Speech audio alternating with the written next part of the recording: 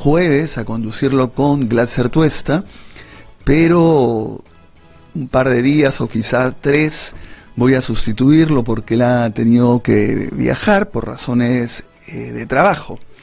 El viernes además estaré conduciéndolo conjuntamente con Gustavo Gorriti. Bueno, indudablemente lo primero que hay que hablar es sobre el fútbol. Creo que ha sido un empate con sabor a triunfo. Podríamos haber ganado, pero este empate también nos beneficia. Hace relativamente poco estábamos fuera del Mundial, no íbamos a ir a Rusia. Ahora sí hay mucho entusiasmo, lo podemos hacer, tenemos que entrar al repechaje en Nueva Zelanda. Entonces hay posibilidades todavía y sumamente importantes. Además creo que el empate fue con un golazo de Paolo Guerrero frente a un tiro que era indirecto y como todos sabemos, Ospina, digamos, para estar seguro lo trató de sacar y sin embargo lo logró tocar y por eso fue el gol válido. Como comentábamos ayer con unos amigos, es increíble cómo la felicidad de uno, como podía ser la de Paolo Guerrero, era la desgracia de Ospina, ¿no? Cómo se debe haber sentido después del partido, qué le deben haber dicho, a pesar que estoy seguro que todos deben haber hecho espíritu de cuerpo como correspondía. Vamos a hablar después de fútbol con Aldo Panfichi, ¿no? Yo quería contar una anécdota para que se vea. Yo he visto cómo se ha dividido la gente en que dice, bueno, hay que celebrar de todas maneras, es una maravilla, el Perú va por fin después de 30 años clasificar, ir a Rusia. Otros que dicen, no, pero hay que tener cuidado porque nos podemos frustrar, al final se nos quema en la puerta del horno, mejor no, hay que esperar, piano, o incluso una tercera posición, esto es un poco ficticio, estamos llenos de problemas, en segundo lugar no hay pues esta unidad nacional.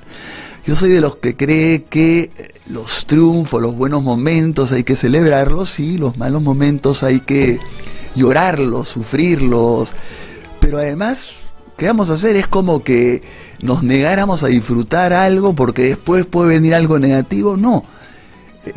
Y creo que es importante ver la alegría que ha tenido la gente, como que se dice, lo bailado no te lo quita nadie, y sí puede ocurrir algo negativo, hay problemas, todo, pero me parece bien. A mí me ha encantado ver a la gente cómo hemos estado contentos, cómo por un momento se invoca el nombre Perú, de alguna manera nos sentimos todos como pertenecientes a una misma nación. Todo lo otro es verdad también, o sea, que es ficticio, que falta un montón, que de repente no, pero creo que es bueno. Hace tiempo que no veía un país celebrando, a mucha gente contenta, entonces me parece importante. Y la anécdota tiene que ver con esto porque una película, El secreto de tus ojos, una película argentina que incluso ganó el Oscar de la película extranjera, no me acuerdo si la llevó a ganar, sí, creo que la llevó a ganar. Querían atrapar a una persona que había violado a una mujer y que después la había asesinado. Entonces comienzan a pensar los jueces, los investigadores, cómo podían llegar a esta persona porque ya tenían identificado por lo menos su rostro, ¿no? Entonces cómo podían llegar a él. Entonces, conversando en un bar, dicen, a ver, ¿qué cosa es lo que no puede cambiar? Porque la persona parece que había cambiado de identidad, había cambiado de barrio, todo. Y dicen, la pasión.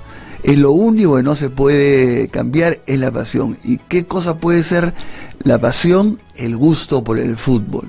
Entonces se enteraron que era un fanático del Racing y se fueron a un partido del Racing y por supuesto lo encontraron en la tribuna, ¿no? Demuestra esto la pasión que se puede sentir irracional por el fútbol. Pero como digo, esto lo vamos a ver, vamos a conversarlo con Aldo Panfichi, que es un futbolero impresionante, pero a la vez hace una reflexión desde el punto de vista político, sociológico, y está incluso preparando un libro, siempre escribe artículos sobre este tema. Pero sí, hay que estar alegre, yo creo que es un buen momento, además comienzan a surgir palabras que no estaban pues en el debate público, ahora todo el mundo busca dónde queda Nueva Zelanda, que es bueno o malo el partido, ya se encontró a un jugador que es extraordinario, algunos dicen que no, que es malo, pero que hay que tener cuidado, en el fútbol hay muchas sorpresas, ¿qué pasa ahí?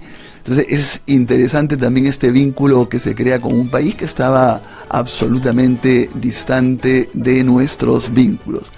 Ahora, a la vez creo que lamentablemente también han habido algunas malas noticias sobre personas que han fallecido. Ya se ha hablado de la muerte de Cislo y de su esposa Liliana Ayávar, de Cislo el escultor, el artista, periodista, político, ha hecho una serie de cosas en su vida, y Liliana Ayávar, ¿no? Cislo ha muerto a los 91 años y Liliana a los 97 años. También haber llegado a esa edad y haber llegado lúcidamente como ellos también es una noticia que celebrar, ya es una maravilla, ¿no?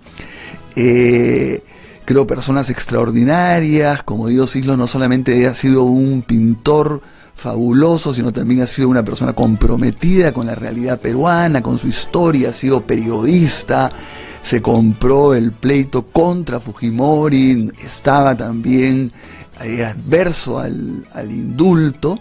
Ahora, uno también puede discrepar con él, ¿no? Pongamos, era íntimo amigo, muy amigo de Alan García, ya él tendría sus razones en el tema, pongamos, de Humala, y tuvo una discrepancia con su íntimo amigo Vargas Llosa. Vargas Llosa se jugó por Humala como el mal menor, Cislo consideró que no, que prefería mantenerse al margen de esa opción, ¿no? Como digo, es una persona extraordinaria en una serie de aspectos. Y también Liliana Ayávar fue una persona que destacó por su coherencia, su honradez, por estar siempre también comprometida con el país. Entonces, lamentable, y ahí ha habido una serie de especulaciones que yo sí creo que es un tema interesante, más allá de lo que haya sucedido con ellos, si se cayeron de la escalera o si fue una decisión de morir conjuntamente. Creo que el tema no lo vamos a abordar acá, pero sí sería interesante en algún momento si uno tiene el derecho a morir feliz de alguna manera, ¿no? Si uno decide, no quiere enfrentar una enfermedad o no quiere ya llegar a una edad mayor y se decide optar por la muerte asistida de uno o de dos personas. No es el primer caso, ha ocurrido en otros países, en fin, acá también se conocen de algunos casos. Es todo un tema que no hay que darlo ahora, pero que sería interesante. Ahora, un país también, yo siempre digo que ni siquiera acepta la unión civil de personas del mismo sexo, estamos años luz de discutir eso, pero que es válido preguntárselo, ¿no? Y también ha muerto lamentablemente Jorge Avendaño, que es un jurista muy conocido, yo lo tuve como profesor en la Universidad Católica, una persona también apasionado por el derecho, por la enseñanza, y yo destacaría también por el disfrutar la vida, por pasarla bien. Era una persona sumamente alegre, sumamente vital, iba a todo lo interesante, positivo, de música, de teatro que había acá, o incluso como tenía los medios en buena obra, si cantaba Pavarotti en otro sitio, él se movía. Entonces, creo que es una persona también que hay que recordarlo así, ¿no? Ya estaba hace tiempo mal, pero fue una persona que ha dejado muchos discípulos. Es una pena que se haya muerto, pero hay que recordarlo, como digo, con esa gran vitalidad. Ahora, sobre otros temas, también yo creo que es importante lo que se dice, que no hay que olvidarnos de lo otro que está sucediendo paralelamente, ¿no?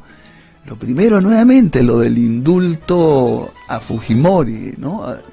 Hay que tratar primero que no se dé, y reiterar, ¿no? Si fuera realmente un indulto humanitario en el sentido de que Fujimori estuviera en una enfermedad terminal o las condiciones carcelarias hicieran que su estado se agravara al punto de ponerlo en una enfermedad terminal o tuviera pues una discapacidad mental gravísima, yo creo que nadie se opondría al indulto humanitario. Pero no es el caso, y la prueba es que no se ha ido por los canales normales, no se ha ido a una evaluación médica realmente que no sea unilateral. Se ha cambiado de ministro de Justicia, toda la Comisión de Gracias Presidenciales, se ha puesto a una persona de 92 años. Todo eso pues da mucho que pensar, y sería el colmo, ¿no es cierto?, que PPK, que prometió que no lo iba a indultar, aprovechara estas circunstancias de alegría para indultarlo. Sería doblemente grave, ¿no? Esperemos, a pesar de que se dice que es un hecho, Mercedes Arado siempre dice, no está en agenda, pero yo sería mala si me opondría, ¿no? Esperemos que esto no ocurra. Otra noticia que hay que tener también mucho cuidado, y lo que ha complicado el panorama. Ustedes saben que mañana hay el famoso voto de investidura, el voto de confianza, el nuevo gabinete con una serie de ministros que ya vienen de la época pasada, pero unos 5, si no me equivoco, nuevos ministros. Tienen que, como la ley obliga, a pasar por el Congreso, exponer qué van a hacer hacia adelante, y el Congreso va a debatir sobre estos puntos y tiene que decidir si le da o no esta confianza, ¿no? Y todo hacía pensar, siendo un gabinete nuevo, además un gabinete que yo pienso también que ha sido un gabinete, vamos a conversar también después con un congresista sobre este punto, ha sido bastante conversado, del agrado, creo yo, los nuevos ministros del fujimorismo y del APRA. Sin embargo, ha habido un hecho ahí que ha complicado todo, que hasta ahora uno no termina de entender, ¿no? Por qué justamente en estos momentos los fujimoristas en la comisión de Lavallato, no solamente ellos, pero fundamentalmente por eso, decide que va a citar a Pedro Pablo Kuczynski para que esclarezca las acusaciones que hay, no acusaciones, sino los hechos vinculados a la interoceánica, tomando en cuenta que fue primer ministro, ministro de Economía, presidente de Proinversión, mientras que sucedieron estos hechos por los cuales hay una prisión preventiva o está siendo investigado Alejandro Toledo. Kuczynski ha dicho que no va a recibir a la comisión porque no lo obliga a la Constitución. La Constitución dice que el presidente no puede ser investigado mientras que está en gestiones, en su gestión presidencial. En segundo lugar, ha hablado que la situación que le tocó vivir cuando la comisión fue a preguntarle sobre el caso Moreno fue un circo. No dijo en realidad que el Congreso era un circo, pero sí que estas situaciones de que vaya una comisión a Palacio de Gobierno y le haga preguntas, fue un circo. Por supuesto, el oficialismo y otros han dicho que esto es rompe totalmente la relación de armonía y puede complicar el asunto. Entonces ahí hay dos cuestiones. Una primera, yo creo que sería absurdo que por una situación así no se diera este voto de confianza. En segundo lugar, creo que fue una absoluta torpeza de parte de PPK expresarse así. Creo que también fue un mal momento de parte de la Comisión de Lavallato de hacer este anuncio. Por ejemplo, ha dicho que en noviembre va a citar a García y a Keiko Fujimori. Mi opinión personal también es que, ahí se divide la doctrina, es que yo creo que PPK, al margen de que la Constitución le diga efectivamente no tiene por qué ser investigado, acuda, o sea, en el sentido que deje que la comisión vaya, porque lo otro va a comenzarse a decir PPK no quiere que se le investigue, no quiere ni siquiera declarar, en cambio los otros sí, no tiene autoridad para pedir, y yo sí creo que tiene que aclarar, como todo el mundo. Está en una situación completamente diferente pues a la de Humala, a la de Toledo, a la misma de Alan García, incluso a la de Keiko, pero sí ha tenido esos cargos mientras que ocurrió eso, y creo que debe aclarar, debe decir. Yo era de los que planteaba que debió adelantarse, salir ante el país y decirle, miren, yo fui estos cargos, pero ocurrió esto. Sin embargo, no lo ha hecho, ¿no? Yo creo que sería una oportunidad incluso más allá de la comisión. Creo que debió hacerlo cuando la procuradora Ampuero de repente en un exceso pidió que aclarara que no fueron unas que aclaraba, porque se hablaba de que él le había hecho algunas consultorías a Odebrecht, a una empresa, él como una empresa, y él decía no tenía nada que ver con esa empresa, y solamente fueron consultorías. Yo creo que en ese momento fue interesante para que él saliera y dijera, a ver, voy a demostrar de manera meridiana que fueron consultorías, que yo no cobré nada a Odebrecht, que no era mi empresa. Hubiese sido un golazo para hablar con la terminología que está en estos días tan alta, ¿no? En fin, ahí hay opiniones, ¿no? Es cierto que después se puede jalar, que hay una utilización política, pero complica un poco el voto de investidura que se viene el día de mañana, ¿no? Y otros temas que me preocupa, que hay que tener cuidado, que no corran en estos días que estamos tan tomados, lógicamente, por el fútbol. Uno de ellos, pongamos, que a mí me preocupa sobremanera, es lo del Consejo Nacional de la Magistratura, ¿no? Lo hemos venido diciendo acá en varias oportunidades. Esta es una instancia que yo creo que es de las que más poder tienen en el Estado, que nombra, ratifica y destituye a todos los jueces de todas las instancias de todo el país. Fíjense ustedes, los puede destituir, nombra al jefe de la OMPE, de la RENIEC. Ahora está actuando muy mal porque hay un sistema de elección pésimo, y ha hecho que muy mala gente llegue a integrar el Consejo Nacional de la Magistratura, pero que no hay que retroceder a la elección política que ya hubo en el Perú, que fue un desastre. Hay varios proyectos en debate, algunos interesantes, otros no. Ahí me ha sorprendido también el proyecto del oficialismo, que yo considero que es el menos democrático, ¿no? A pesar que en la campaña ofreció otra cosa, donde se dice que el presidente de la República va a elegir a un miembro del Consejo Nacional de la Magistratura y que ese va a presidir el Consejo Nacional de la Magistratura. En cambio, un punto favorable, creo que de la mayoría, es que la elección del representante del Poder Judicial, de la Corte Suprema y de la Fiscalía, tiene que ser ya no elegidos solamente por los vocales supremos y los fiscales supremos, sino por todos los jueces del país. Ese me parecería un adelanto importante. Otra cosa que me parece que hay que tener mucho cuidado, que lo está sustentando Mauricio Mulder, ¿no? ¿Qué te pasa, Mauricio? Yo he compartido aulas en la Universidad Católica, en la Facultad de Derecho. Mauricio ya de esa época, por supuesto, era priista, además era una priista muy dialogante. Está peleando, ¿no es cierto?, porque para poder participar en las próximas elecciones, a las próximas elecciones, sean solamente los partidos que tengan una antigüedad de 3 años. Indudablemente esto pues tiene inscripción, no tiene nombre propio. Está apuntando a Guzmán, está apuntando a Nuevo Perú, y está apuntando a que tengan que votar a la fuerza o por el APRA o por Peruanos por el Cambio, partidos de esta naturaleza que ya están inscritos hace muchos años. Yo creo que ese es un error garrafal, ¿no es cierto? Es una medida totalmente antidemocrática, ¿no? Ya a Guzmán se le sacó en una oportunidad, a mi manera de ver, totalmente, de manera absolutamente arbitraria, al punto que solamente se ganó por 4 votos en el Jurado Nacional de Elecciones, y 3 estuvieron en contra de sacarlo, entre ellos el presidente del Jurado Nacional de Elecciones. Ahora ya sería el colmo, y también hay una nueva posibilidad de la izquierda, RBC, que es Nuevo Perú, y que surgirán otras posibilidades.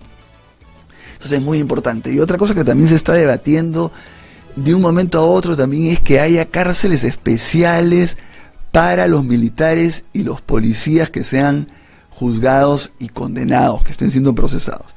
Ahí se ha opuesto con razón el congresista Gino Costa, pero hay que tener en cuenta que quienes están detenidos o presos no son policías o militares por actos de combate, como también creo que ha dicho erradamente el ministro de Defensa Jorge Nieto. No, los que están siendo procesados de las Fuerzas Armadas y de la policía son personas que han incurrido en violaciones de derechos humanos, que son delitos comunes, es decir, en torturas, en desapariciones, en ejecuciones extrajudiciales, ¿no es cierto? Esos son, y por eso no tiene que tener, ¿no es cierto?, cárceles especiales, porque si fueran que han tenido problemas o están acusados por haber intervenido en actos de combate, ahí no tienen que ser procesados. Y siempre hemos dicho que estamos dispuestos a defender legalmente si hubiese un caso de esa naturaleza. Es decir, si algún militar o policía está siendo procesado, es una violación de derechos humanos y por lo tanto estaríamos dispuestos a defenderlo. En fin, yo creo que hay muchas cosas que comentar, pero me parece que no hay que extendernos más y podemos venir con una serie de partes más, con la red de IDL Radio y ya anunciar a nuestros entrevistados. Les recordamos que estamos también por Facebook, que puede formular preguntas, sugerencias, serán bienvenidas. Tenemos una gran acogida. Como siempre, me he olvidado de saludar a todas las personas que nos siguen, sean por la radio, por RBC, por Facebook, que nos sigan desde el interior del país, afuera. Es muy importante a todos nuestros corresponsales, ¿no? Nuevamente digo que soy Ernesto de la Jaraba Sombrío, que estoy sustituyendo estos días a Glasser, que normalmente vengo los jueves, pero que ahora estoy conduciendo solo el programa. Hacemos nuestro primer corte y regresamos.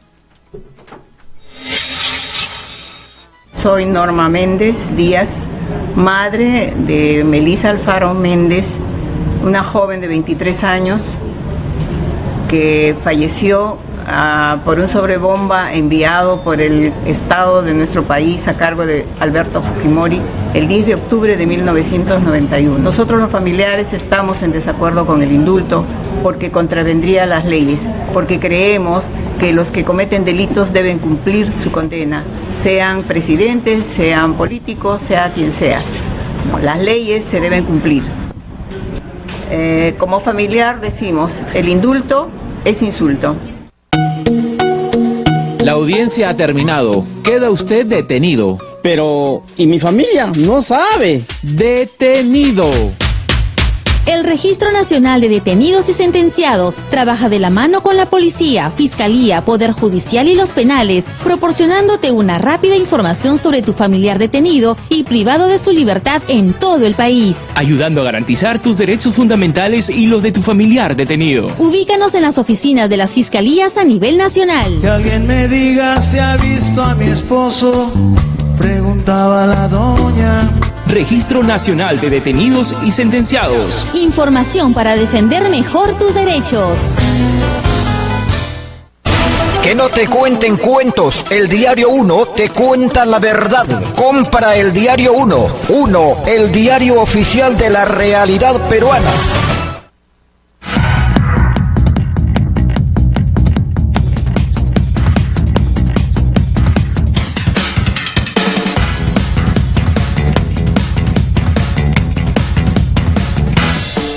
Bueno, estamos ahora con IDL Radio y comenzamos con Chiclayo. Ahí está Iris Pozo. Te escuchamos, Iris, con tu reporte. Muy buenos días. Y bueno, celebrando ya obtenido nuestra selección ante Colombia y así que estamos pues súper contentos y ahora sí vamos con la información. El suboficial José Torres Castro, quien protestó ante el estado de emergencia y los abusos que han venido recibiendo el pueblo de Tumán, se apersonó ante las oficinas de Inspectoría Regional Policial con el fin de sustentar las acciones tomadas por su persona, en compañía de su abogado, Pedro Zapata Montesa, quien indicó que la entidad policial no se encuentra apta para iniciar los procesos de investigación debido a que el inspector regional de la Policía de Lambayeque, el coronel Tello, cuenta con una sentencia judicial condenatoria, siendo el menos indicado para ocupar este puesto y sobre todo para poder emitir alguna acción contra el efectivo. El coronel Miguel Ángel Tello Huasquito, él tiene una sentencia condenatoria, así que como es sabido, no puede él estar ocupando este cargo. Desde Chiclayo, para la Red Nacional de IDL Radio, les informó Iris Pozo Fernández. Muchas gracias, Iris, por tu reporte. Nos vamos a Madre de Dios con Juan Rojas. Amigos de No Hay Derecho, buenos días. ¡Arriba Perú!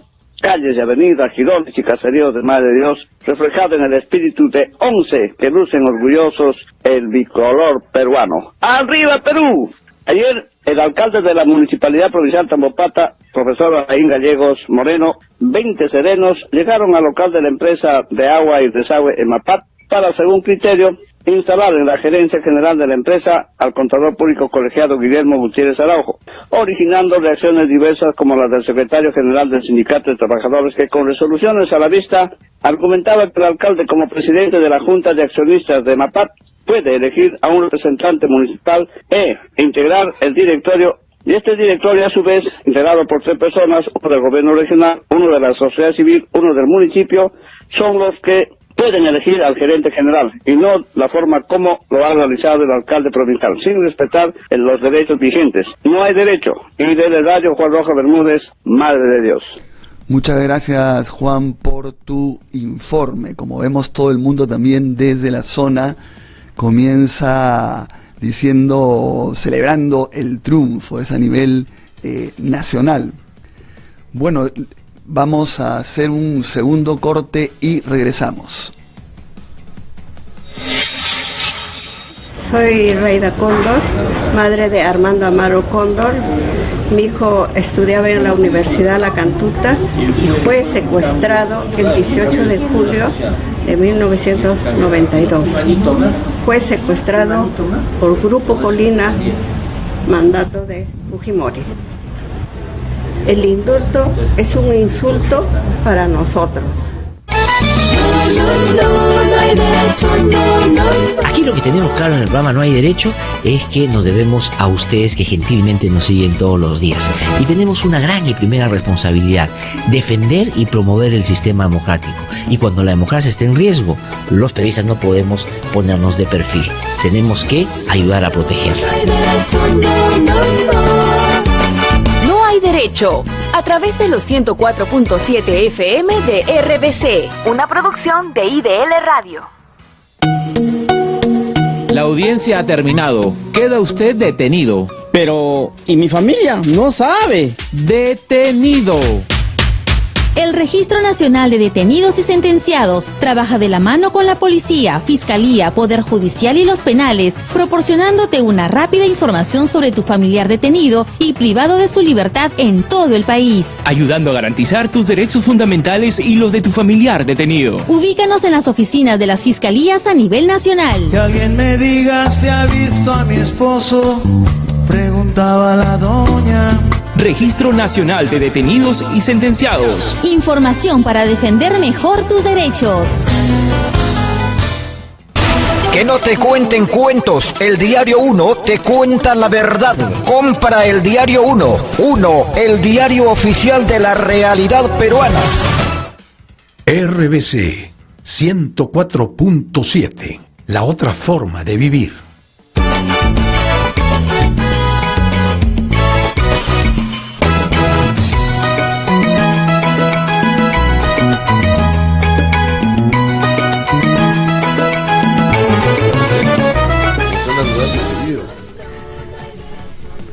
Bueno, ahora estamos con nuestra primera entrevista con el congresista Richard Arce, de Nuevo Perú. Él es congresista por Apurímac, Andahuayla, su pueblo natal, ahí nació. Muy buenos días, congresista, muchas gracias por estar acá. Muy buenos días, muchas gracias por la oportunidad y sobre todo la posibilidad de poder dialogar y llegar a través de las ondas a todos los radioyentes. Sí, bueno, con el tema más importante de hoy día, cómo ha vivido el partido en Apurímac, en Andahuayla, cuál ha sido su contacto con la gente, cómo ha visto el partido, sí.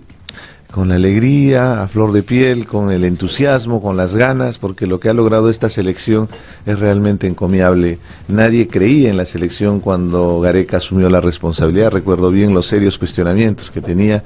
Era algo natural por la frustración que veníamos llevando año tras año, eliminatoria tras eliminatoria, 36 años después que clasificamos a un mundial, ahora tenemos una posibilidad real de jugar el repechaje. El objetivo era ese quinto lugar, siendo conscientes, también viendo la capacidad que tenía nuestra selección, pero lo veíamos algo tan lejano por lo competitivo que es Latinoamérica y sobre todo Sudamérica, ¿no? Teniendo selecciones tan importantes que en esta fase han sido eliminadas, como Chile, como Paraguay, como Ecuador, y ahora nosotros tenemos la oportunidad de jugar el repechaje. ¿Y los congresistas ven juntos el partido? Pongamos, usted ha visto con Nuevo Perú, con alguien, se ha formado un grupo para verlo, ¿no? En realidad compartir más con mi familia, es un espacio familiar con mi menor hijo, y hay algo anecdótico porque yo tuve 6 años cuando el Perú clasificó por última vez a España 82 y hoy día mi hijo tiene 6 años y esperamos también clasificar a Rusia 2018, es más o menos mi cábala y con él siempre hemos estado compartiendo cada uno de los partidos de Todo fútbol. el mundo se produce su cábala, ¿no? Es verdad, pues tenía usted 6 años, ahora su hijo tiene 6 años.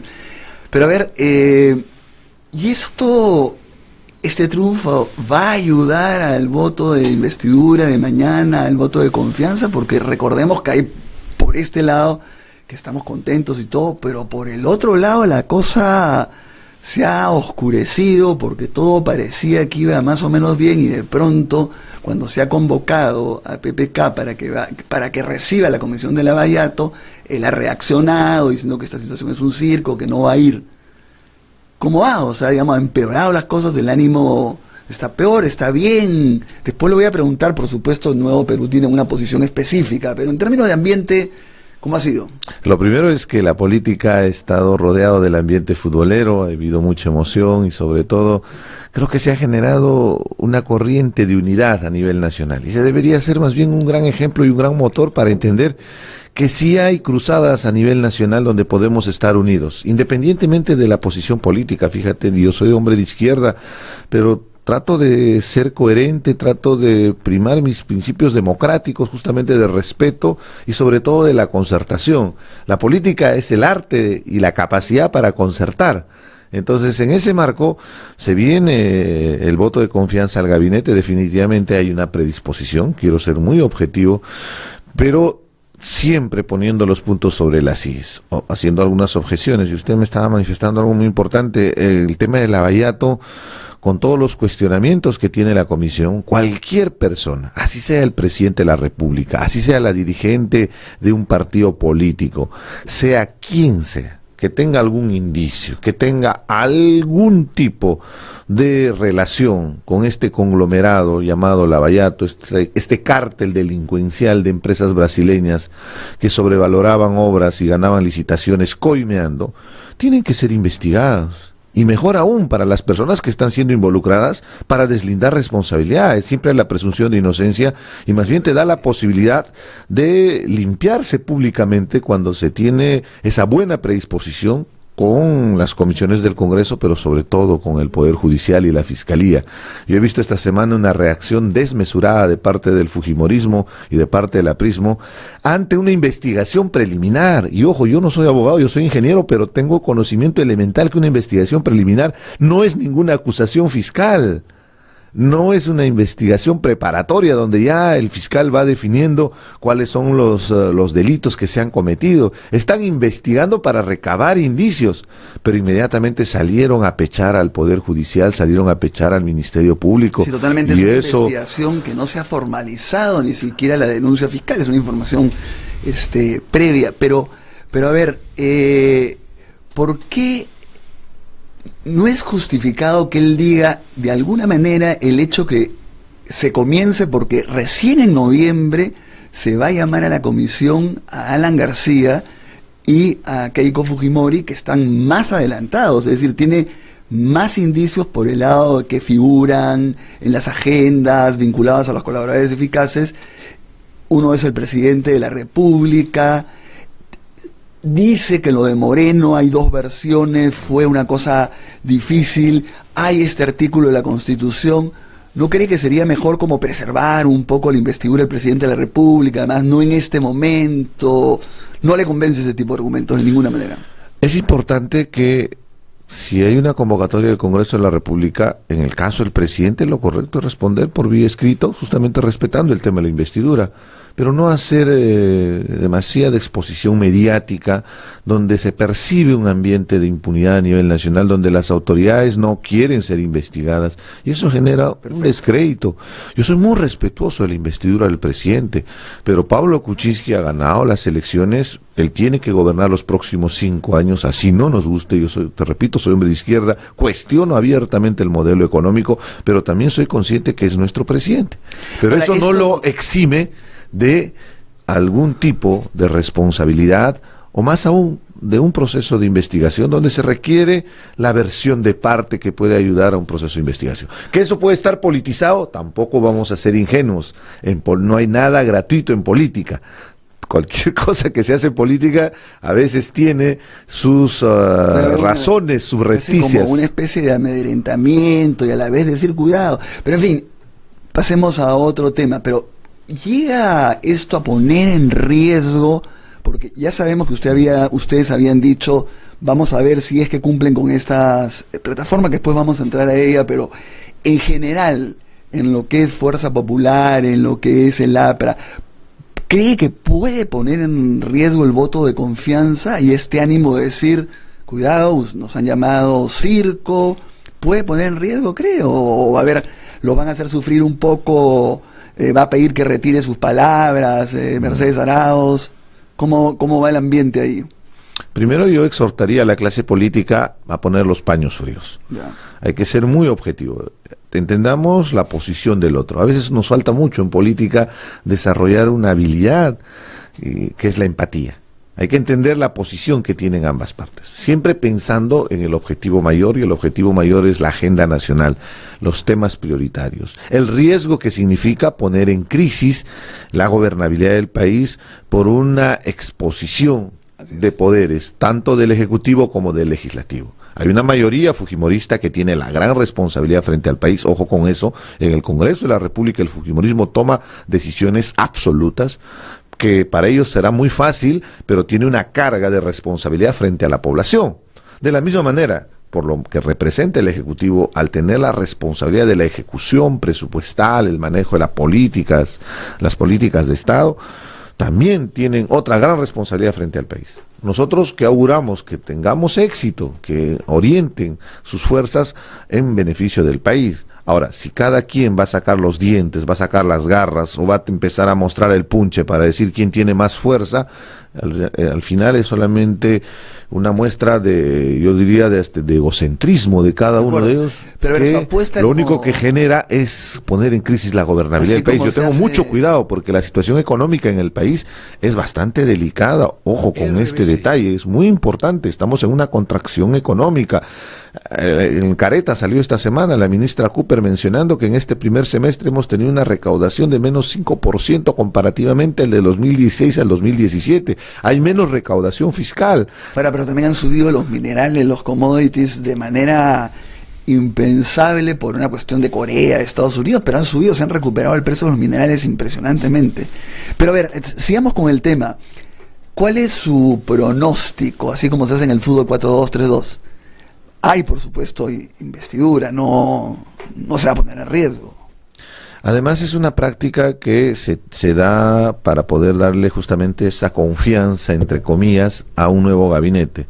Ha habido una renovación, han cambiado algunos ministerios, siempre se genera una especie de interín donde la gente renueva un poco la confianza, y el Congreso también no puede eximir esa su responsabilidad, porque ha ingresado una nueva ministra de Economía. Tenía serios cuestionamientos al tema del señor Zavala, no tanto por sus competencias, sino por haber asumido dos carteras tan complicadas como es el Premierato, el Consejo de Ministros, y paralelamente tenía la cartera de Hacienda, una cartera muy pesada, muy difícil y sobre todo con mucha responsabilidad, y por más buen profesional que uno puede ser, va a estar desbordado por el trabajo. De la misma manera, ha habido un cambio en la cartera de educación, sobre todo por todo el... Pero se habla mucho porque los nuevos ministros también dejan mucho que desear, ¿no es cierto? Porque estamos hablando de educación, que ha sido un retroceso en relación a a la Martans, en el sentido de que ella puede haber manejado mal la huelga, pero tenía una línea más de acuerdo con la de ustedes. Este más bien es más conservador, ya lo ha expresado. D'Alessio tiene una serie de cuestionamientos en la Universidad Católica. Mendoza se habla del indulto. En fin, hay una serie. Fue un gabinete, nuevos ministros de alguna manera conversada con el fujimorismo, con el APRA, justamente para asegurar este voto de confianza que estaba en duda, porque se decía, se tiene que cambiar todo el gabinete, si no, se está incurriendo en un acto inconstitucional. ¿Qué piensas sobre lo primero, la precisión, la censura al gabinete, y en este caso al premier, recae exclusivamente en la responsabilidad de la persona del premier. Ya. El gobierno tenía toda la prerrogativa constitucional para él elegir o renovar a los ministros que ahora están en las carteras. Definitivamente había serios cuestionamientos. Yo leía permanentemente los artículos que escribía Idel Wexler y era uno de los principales críticos a la política educativa. Y ahí hubo una contradicción evidente, porque cuando se puso en riesgo justamente el gabinete defendiendo a la señora Martens, se hablaba de defender una política educativa que estaba siendo implementada el gobierno. Al final, la conclusión es que fue pura retórica y puso en crisis la gobernabilidad. Yo soy muy incisivo en este tema porque tendríamos más espacio para analizar el tema económico. Es bastante complejo. Siendo crítico del modelo económico, la situación es bastante difícil. Se han perdido más de 100.000 empleos en Lima.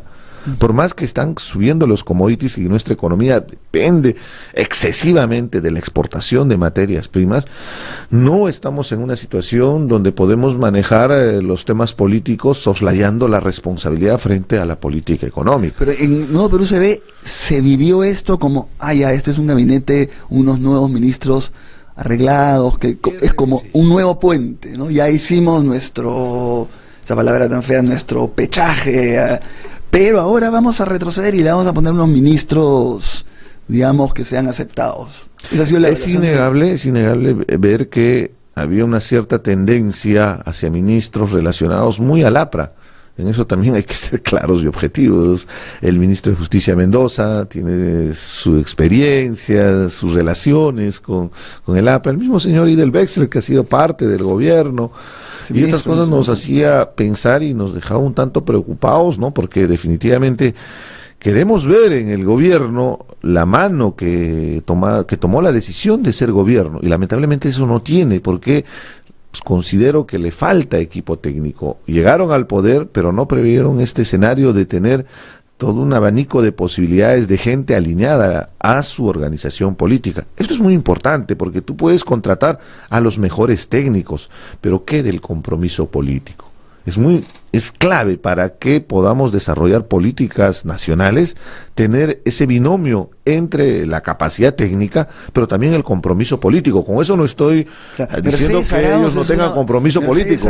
Arauz es una operadora política, ¿usted considera que es una persona con mucha experiencia política? Definitivamente el haber estado en gobiernos anteriores y en momentos tan difíciles, el tema del baguazo debió haberle marcado para toda la vida, y entender que los conflictos sociales tienen otro tipo de manejo, no solamente desde un sillón muy bonito en San Isidro, en algún ministerio, sino que llegar abajo, conversar con la gente, entender la problemática. Ministra de Pienso que le madura, candidata a la presidencia del APRA, ¿no? O sea, sí. Experiencia política debe tener. Y sobre todo el choque, recordemos bien en la campaña cuando ella lideraba el partido aprista, hubo un conflicto interno bien fuerte que polarizó y que al final terminó con su renuncia, ¿no? Entonces todo eso es parte de su experiencia, de su background político, llamémosle, que le permite desarrollar mucho mejor habilidades para poder relacionarse con el Congreso. Y un hándicap adicional, ella es congresista. Y ya estamos más de un año y hemos tenido la posibilidad de conocer a todos los congresistas, sabes cuáles son sus habilidades, sus competencias, pero sobre todo el manejo político que se tiene que dar. Por lo visto tiene usted bastantes expectativas en ella, mucho más que por lo menos frente a Zavala, me da la impresión, ¿no? Yo soy un hombre muy optimista y creo mucho en las personas, creo mucho en el país. Soy muy crítico con el modelo económico, se lo estoy repitiendo reiteradamente, pero tampoco puedo ser ciego y tampoco puedo ser radical en extremo para poder ponerme una posición en contra de todas las propuestas. Hay que escuchar, hay que ver alternativas, y eso es la propuesta en realidad del Nuevo Perú, una propuesta constructiva, crítica, pero ahora, propositiva para el desarrollo del país, porque nos importa el Perú. Quería entrar a ese punto, ¿no? Usted ha dicho, por un lado, que es muy crítico del modelo, en segundo lugar, pero a la vez ha dicho, bueno, nos guste o no, ha ganado PPK, entonces tenemos que dejarlo gobernar. Pero hay una nota de prensa de Nuevo Perú, porque normalmente uno dice, ¿le va a dar a usted el voto de investidura? Vamos a escuchar. No podemos de antemano. Pero ustedes han sacado un pronunciamiento diciendo, nosotros esperamos ver si ha cumplido con la campaña, con las promesas que ha hecho, y las promesas y la enumeración de los problemas son el lote 192 que sea explotado por Petroperú, que se retiren todos los proyectos de flexibilización, que se respete el derecho de consulta, en fin, que ya no se hable de indulto humanitario. Es como leía un artículo, una editorial del Comercio que se los tiene ahí en la mira, ¿no? Todo el tiempo lo levanta, les da mucha publicidad, además diciendo, se están confundiendo, esto es una especie de plan de gobierno, no saben cuál es su rol. Pero sí es cierto, ¿no?, que son demasiados puntos. Es como decir, miren, si no haces lo que yo quiero en términos de lo que yo hubiese hecho si llegó al gobierno, está mal. ¿No cree que ahí también hay una exageración de Nuevo Perú? ¿Sí? Pero permítame una precisión. Cada uno de esos puntos que hemos planteado en la reunión que tuvimos con el presidente Pedro Pablo Kuczynski un día sábado, previo a la juramentación del nuevo gabinete, y posteriormente la reunión que tuvimos con la señora Mercedes Arauz, es parte de los compromisos que asumió este gobierno. ¿Y por qué lo planteamos? Por una cuestión objetiva. El gobierno, que está actualmente en gestión, hizo unos compromisos en campaña. Hay que ser responsables con los compromisos que hace uno en campaña. Y lo segundo, así como pide un voto de confianza al Congreso, lo que nosotros consideramos que el señor Pedro Pablo Kuczynski necesita pedir un voto de confianza a la población, porque al año de la gestión está alrededor del 20% de la aprobación. Es realmente preocupante, objetivamente viendo, para el país. Yo no estoy pensando en el beneficio personal que pueda tener el señor Kuczynski o su partido político, estoy pensando en el país. Es delicado tener un porcentaje del 20% al primer año de gestión. Nos queda 4 años, casi 4 años de gobierno. ¿Va a llegar a niveles que llegó Alejandro Toledo? Es realmente preocupante. Y estoy muy reiterativo en el asunto de la situación económica. Bueno, acaba de subir, ¿no? Estamos en una situación de reconstrucción. Claro, acaba de subir por el ambiente futbolero. Es como una especie de fiebre que vamos a tener que bajar para entrar a los 37 grados, ¿no? Para tener la temperatura normal. En este momento el fútbol ha generado que las emociones se exacerben, y es algo natural, pero también no podemos dejarnos llevar por esas emociones. Que sea la oportunidad para reconciliar al país, en eso estamos Solo claros. Ha sido el fútbol, pero por ejemplo no ha sido la cuestión de confianza, el cambio de gabinete. Suma, ¿no? Seríamos pero mezquinos. Lo fundamental ha sido fútbol. Definitivamente, el fútbol ayuda a mejorar. Fíjese en las calles, cuando uno camina acá en Lima, una ciudad tan caótica, estos días previos al fútbol, la gente no se estaba insultándose en los semáforos, hasta los cobradores en las combis, todo el mundo sonreía, justamente porque nos cambia el estado de ánimo, pero que sea positivo para pensar que sí es posible en el Perú hacer cosas distintas. Pero volviendo al punto, pero regresemos justamente al tema, por ejemplo, del Nuevo Perú, plantean un cronograma para el gasoducto. Carambas, es una manera, es prácticamente un plan de gobierno, efectivamente, o sea, no se le puede pedir. ¿Cómo va a ser? Son figuras sumamente complejas. Se plantea la consulta de manera general. Después vamos a hablar de las bambas también que queda en su tierra, pero ¿no le parece que es como, yo lo siento como diciendo, miren, van a haber de todas maneras el voto de confianza? Nuevo Perú tiene que diferenciarse de todas las posiciones, incluido, ¿no es cierto?, del Frente Amplio. Entonces vamos a plantear una cosa mucho más de confrontación para poder diferenciarnos de todo. No va por ahí porque es difícil, ¿no es cierto?, que asuman, aunque sea uno de los puntos de lo que están planteando en esa gente, bien difícil, ¿no? Lo concreto es que nosotros se lo hemos planteado a la señora Mercedes Arauz en la reunión que hemos tenido. Hemos conversado, hemos dialogado y le hemos planteado que necesitamos ver actos, necesitamos ver gestos concretos que muestren que este gobierno está cambiando de rumbo. Eso es muy importante para el país, lo reitero, por un compromiso de campaña, pero sobre todo para recuperar la confianza. Hablemos del lote 192. Hay un problema de pasivos ambientales en torno a todas las comunidades que están en la zona. Y se quiere dar en concesión a una empresa por 30 años más, sin haber asumido toda la responsabilidad como Estado, pero también de parte de las empresas que han hecho intervención en la zona. El daño es terrible. La situación en la que se vive. Pero también hay todo un problema con Petroperú, ¿no? Y ahí está socia, pero ojo, lo que estamos proponiendo no es totalmente coherente, porque paralelamente se está desarrollando un polo de desarrollo industrial como es en Talara, todo el sistema relacionado al procesamiento del petróleo. ¿De dónde va a salir el petróleo para procesar si es que no tenemos como Estado también la posibilidad de explotar el lote 192? La refinería de Talara permitiría, teniendo esta garantía del petróleo, darle sostenibilidad y sobre todo rentabilidad. Hay muchos cuestionamientos a la refinería de Talara por todo lo que representa en inversión, pero un dato muy concreto: Chile tiene una planta, una refinadora de petróleo sin tener un solo barril de petróleo, sin producir. ¿Eso qué significa? Que lamentablemente a nivel mundial la matriz energética es el petróleo, y el Perú importa casi el 50%. Con la refinería de petróleo podríamos ir reduciendo esas brechas, entendiendo también que tenemos que entrar a una etapa de sustitución de matriz energética, en este caso con el gas, porque es nuestro principal recurso, pero ese es un proceso largo, y ahí viene la posibilidad de escuchar qué fue del gasoducto del sur, qué es lo que van a hacer, y lo que le estamos pidiendo no es que implemente el gasoducto del sur, sino que como política ellos planteen un cronograma para decir, mira, estas son las acciones que vamos a tomar. Hay algo muy importante de parte del gobierno, decisiones concretas. Claro, pero ahí me parece, se lo digo, congresista, es como una cierta contradicción entre comillas, ¿no? Porque usted reconoce que él ha ganado, que él tiene un modelo neoliberal y de alguna manera le están planteando pues medidas totalmente diferentes cuando uno puede estar a favor o en contra, pero lo otro es la esencia. ¿Por qué pensar que va a haber ganado las elecciones con determinados compromisos, pero se va a ir un poco por lo que es la perspectiva de Nuevo Perú?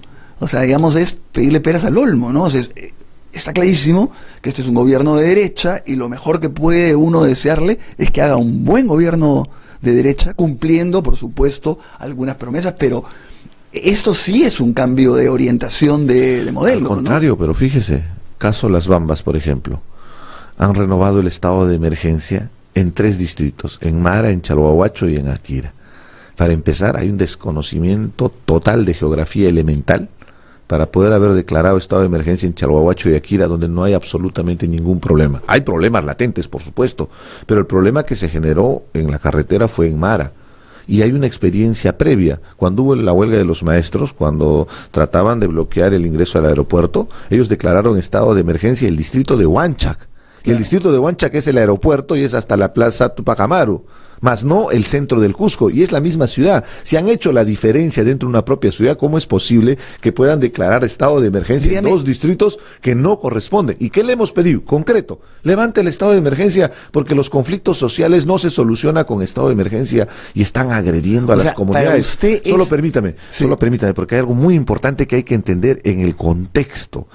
Las comunidades campesinas funcionan en función de sus asambleas comunales. Si tú declaras estado de emergencia durante 2 meses, ya estamos en el segundo mes, significa que no puedes tener asambleas comunales. Las asambleas comunales solucionan hasta problemas domésticos de las comunidades. Están acostumbrados, es una tradición, es una historia de nuestros pueblos originarios. O sea, que levante el estado de emergencia, pero usted sería una excelente señal. Un gesto, por supuesto, pero con argumento. Ya. Es como si hubieran declarado estado de emergencia, habría problemas en Cañete y declaran estado de emergencia en Huacho y en Huaral.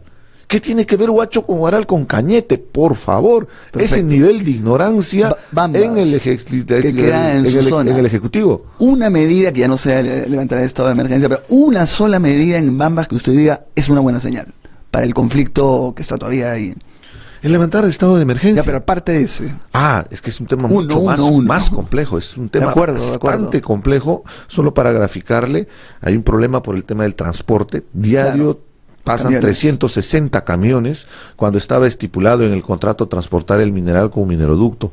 ¿Qué responsabilidad tiene la región Apurímac de que haya habido esas modificaciones? Porque por un tema empresarial, los suizos del holding Glencore Extrata venden a los chinos, a MMG, y se divide los dos proyectos mineros, el proyecto minero Las Bambas y el proyecto minero Antapacay. Y no se hace un estudio de impacto ambiental porque esto significa una modificación estructural en la construcción del proyecto minero. Y esto ha generado una serie de conflictos que ha habido muertos de por medio, y hasta la fecha no se está levantando la información. Cuando uno escucha la flexibilización de las medidas ambientales, uno escucha al director de SENACE diciendo que van a flexibilizar el tema de los estudios de impacto ambiental. De la misma manera escuchas al defensor del pueblo que dice que los derechos humanos están muy relacionados a las inversiones. Qué horror, no, ¿Y dónde? En el Expomín, en la convención minera, donde se reúne la crema innata de los mineros. Pero yo siempre me pregunto, y por eso no fui tampoco al Expomín, ¿por qué no invitan a un comunero de la zona de influencia?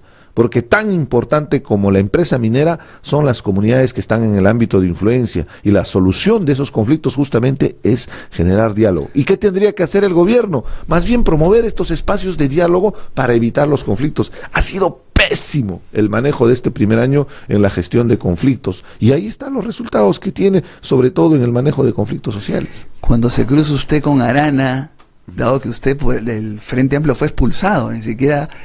¿Qué tal? ¿Cómo? Pretendieron expulsarme, pero y generaron toda una historia ahí los amigos del Frente Amplio. Sí. Pero no se consolidó, justamente fue por eso que nosotros tomamos una amenaza ahí al Poder Judicial, ¿no? Sí. No, aparte de eso, nosotros tomamos una decisión, los 10 congresistas, de retirarnos porque no podíamos estar en esa circunstancia, ¿no? Eso es muy importante. ¿Ya han vuelto a conversar con Arana? Sí, nos encontramos, nos saludamos, lo cortés no quita lo valiente, ¿no? Pero definitivamente que estamos en dos líneas totalmente distintas, ¿no? Respecto a lo que es visión de país, sobre todo, ¿no? Lo último, rapidito, porque viendo su hoja de vida me pareció sumamente interesante que usted estudió más admirable, usted estudió en los colegios en Andahuayla, después estudió ingeniería en la de Lima, después se fue a Lovaina, hizo una serie de estudios, después también un doctorado creo en la Católica. Realmente una vida académica, es ingeniero, una vida académica extraordinaria, me pareció interesante cómo... Siempre me dicen que hacía Richard Arce estudiando en la de Lima, siendo un hombre de izquierda. Por ahí escuché una broma de una amiga que también es de izquierda y decía que es importante conocer al monstruo por dentro.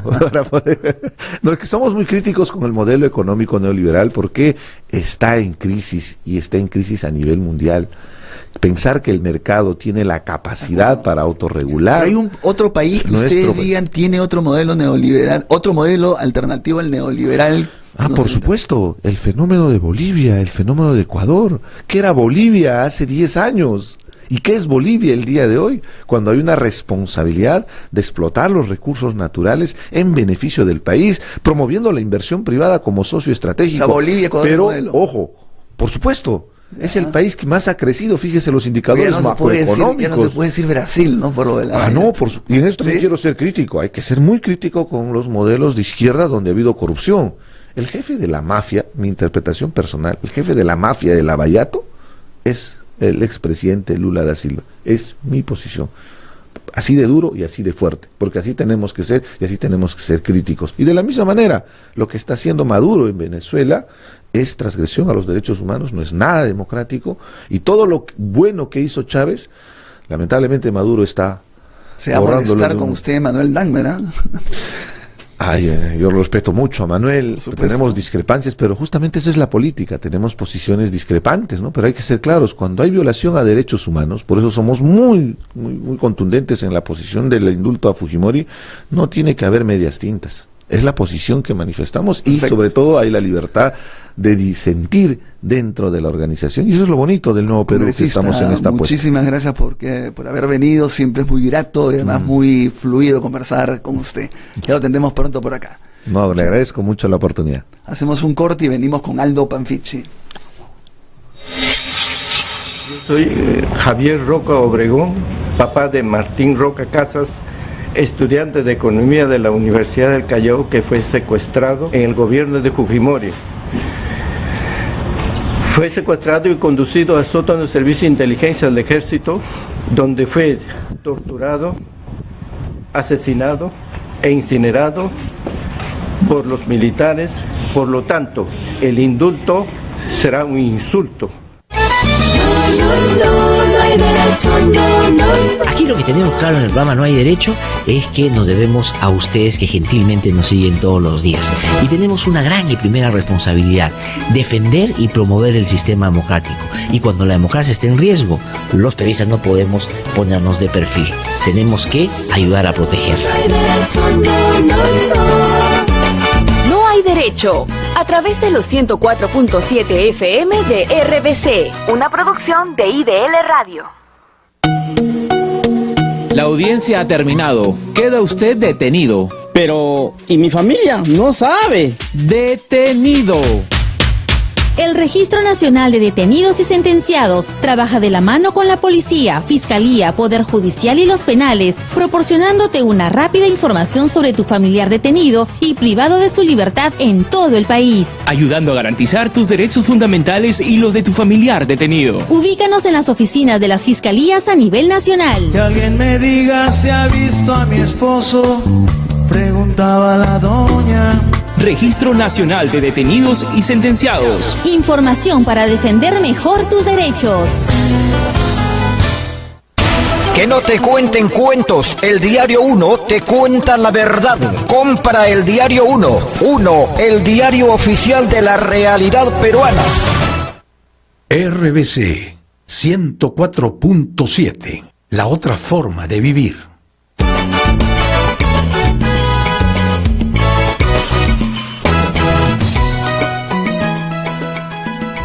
Bueno, estamos ahora con Aldo Panfichi. Él es sociólogo, columnista y también un estudioso primero aficionado al fútbol, pero también un estudioso sobre el fútbol. Está a punto de sacar un libro sobre fútbol y política. Entonces, ¿quién mejor para conversar con él que con Aldo Panfichi?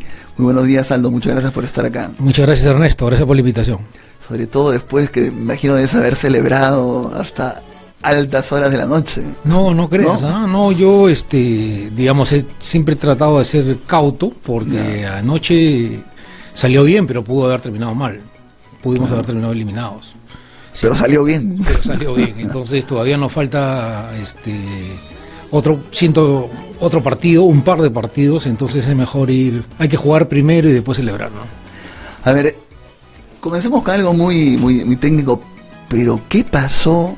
Felizmente que ocurrió con el tiro de Paolo Guerrero y Ospina, que fue este error garrafal, realmente impresionante, ¿no? Que era un tiro indirecto y él la toca, ¿no? Sí, mira, yo creo que, en general, el partido de ayer ha sido un partido bastante tenso, ¿no? Tú veías a los jugadores, preocupados en controlar el balón, más que en jugar y arriesgar perder el balón, porque en el fútbol el que tiene el balón controla el partido, ¿no? Entonces, si tú tienes la pelota, tú puedes circularla, decidir cuándo atacar, cuándo defender. Entonces yo vi a una selección nacional bastante contenida y preocupada de no perder el balón. Esa tensión, digamos, de tener a todo un país y a millones de personas detrás, también lo tenía Colombia, porque Colombia también se jugaba la vida, solo que ellos jugaban de visitantes. Entonces los jugadores también estaban nerviosos, y particularmente el arquero, que ha sido un notable arquero, pero en los dos últimos partidos ha cometido fallas. En el partido anterior también, digamos, soltó una pelota y Paraguay le volteó el partido 2-1 a Colombia, faltando 2 minutos para clasificar. Entonces creo de que la tensión sobre Ospina debe haber sido muy fuerte en su país, por la falla del partido anterior, hace pocas horas con Paraguay, y ahora. Y entonces él vio que en medio del nervio el partido se termina, vas ganando, una bola viene hacia tu arco, y yo creo que él se dejó llevar por el instinto que por la cabeza, y fue por la pelota, y felizmente para nosotros la tocó y se entró, ¿no? Sí.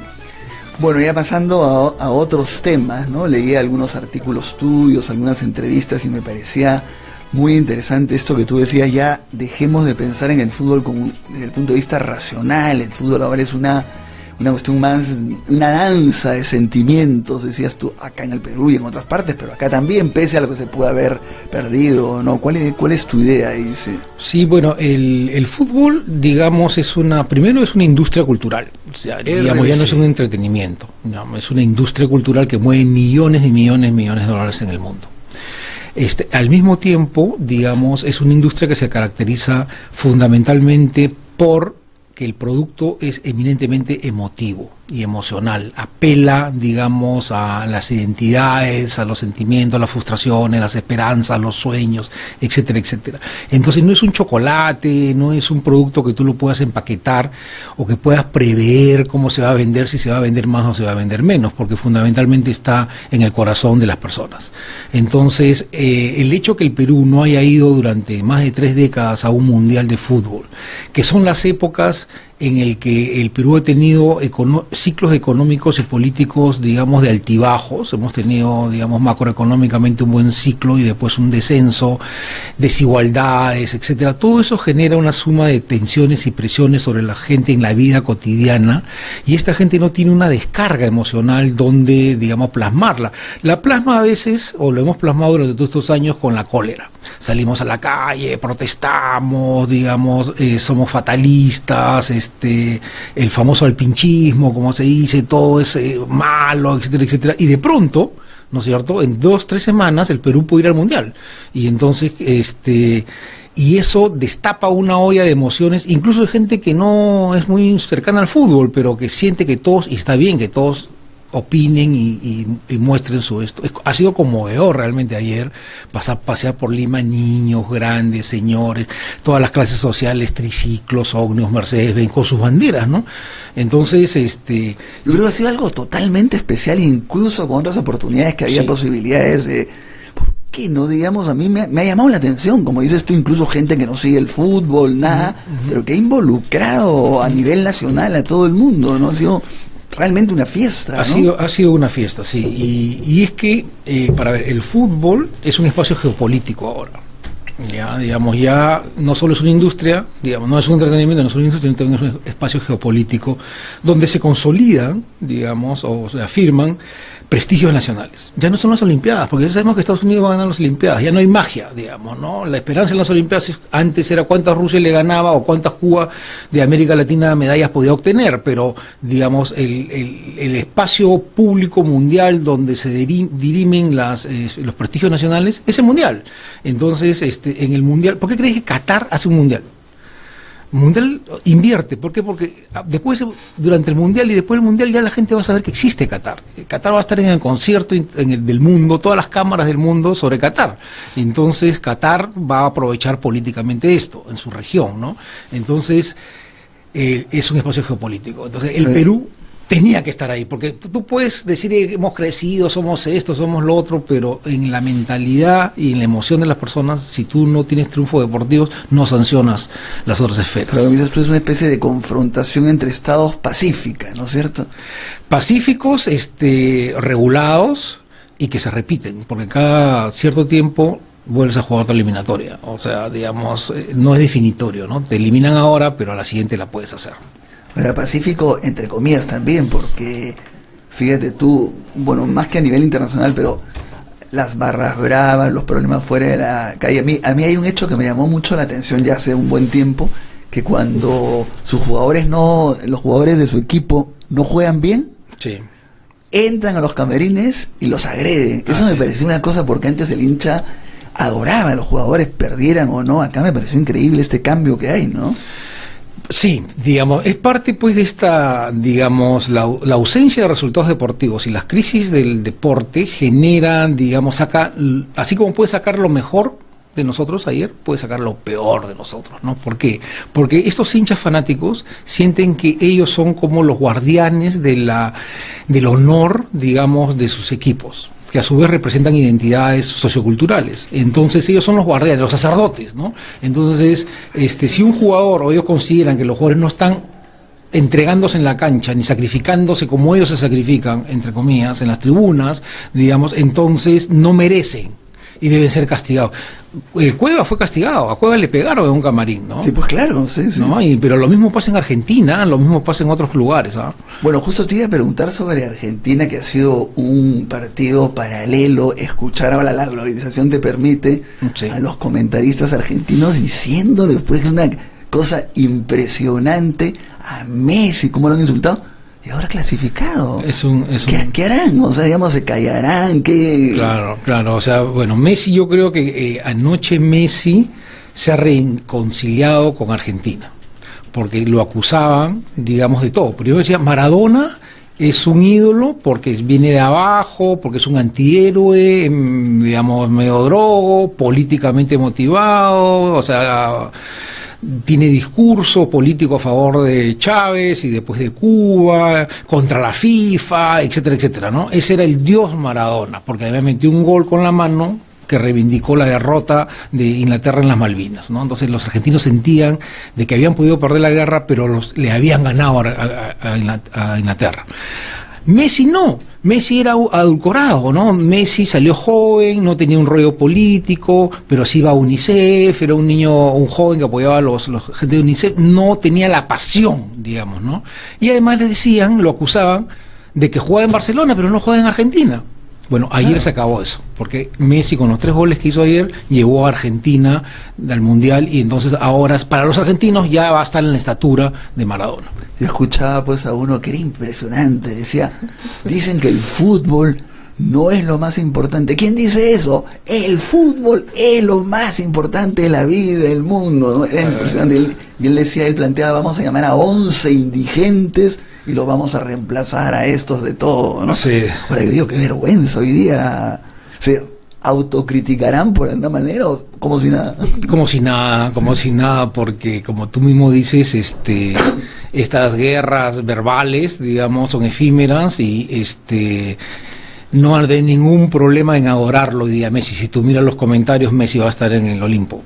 Ahora, tú le das mucha importancia al papel de Gareca y al cambio generacional, ¿no? ¿Puedes explicarnos eso que me parece bien interesante, ¿no? Sí, para ver, yo creo que porque este equipo tiene carisma, ¿no? Y porque en las elecciones anteriores el equipo se organizaba alrededor de personalidades. Entonces eran 4 o 5 personalidades que jugaban fuera, que eran endiosados, ¿no? Y ellos venían y jugaban, estén mal, estén bien, estén lesionados, entrenaran, no importara, ¿no? Con el entrenador anterior Macarián, que era un abuelo, digamos, paternalista, decía, son mis 4 fantásticos, ¿no? Y el resto eran como anónimos que se complementaban a los 4 fantásticos. El problema con ese equipo fue que nunca amalgó un equipo, sino eran una suma de personalidades. Además, cada uno de ellos venía con su séquito, porque si tú recuerdas, digamos, cada uno tenía su ayudante, su asistente, su amigo, su enamorada, su otra enamorada, o sea, era un séquito, digamos, ¿no?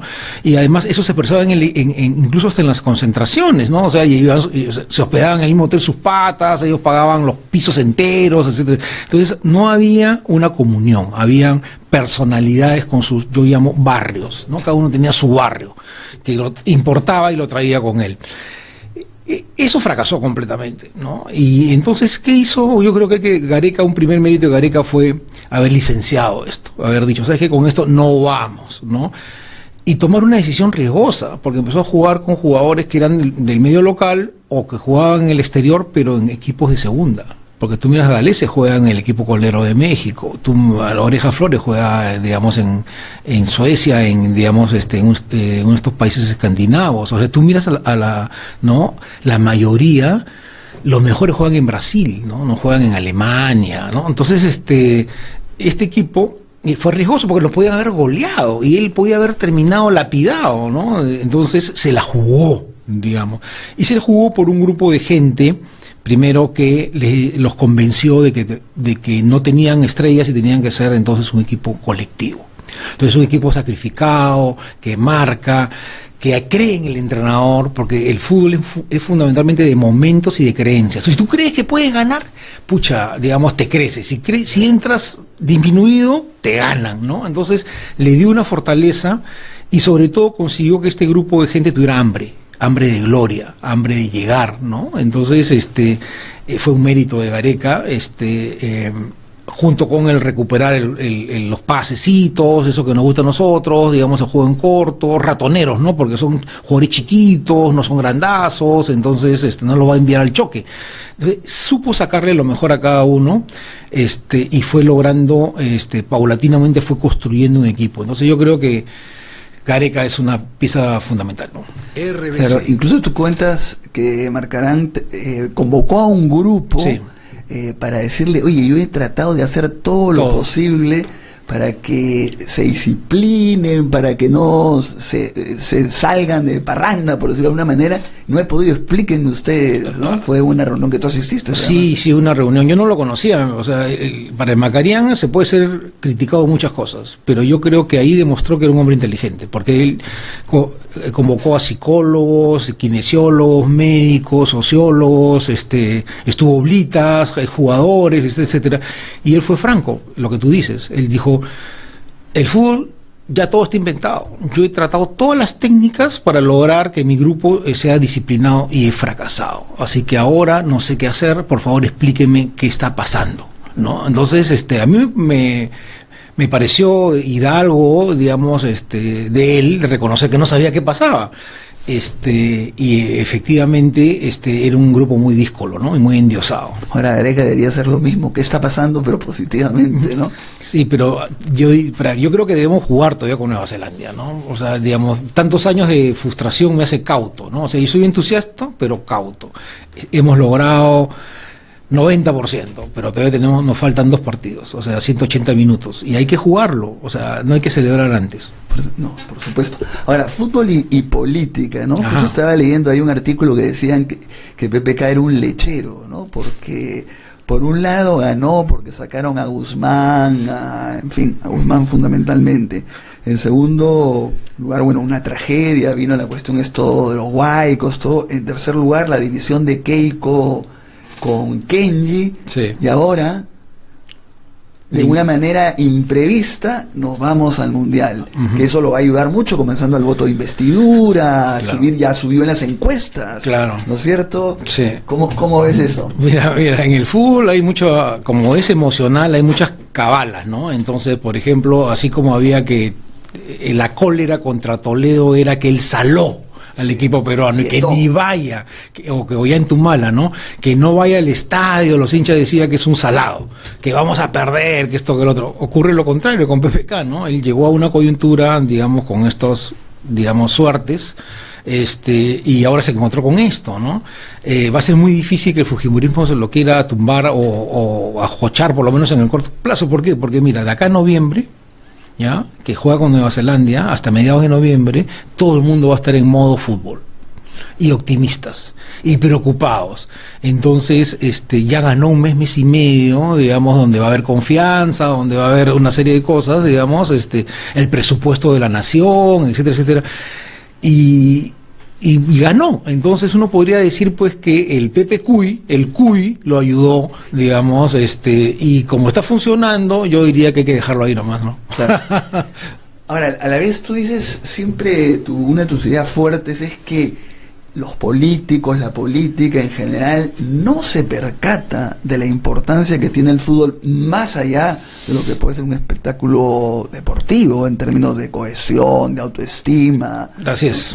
Sí, eso, ahora, esto no, para ver, yo creo que han habido excepciones, ya, en nuestra historia, por eso del libro va a hablar de esto, ¿no?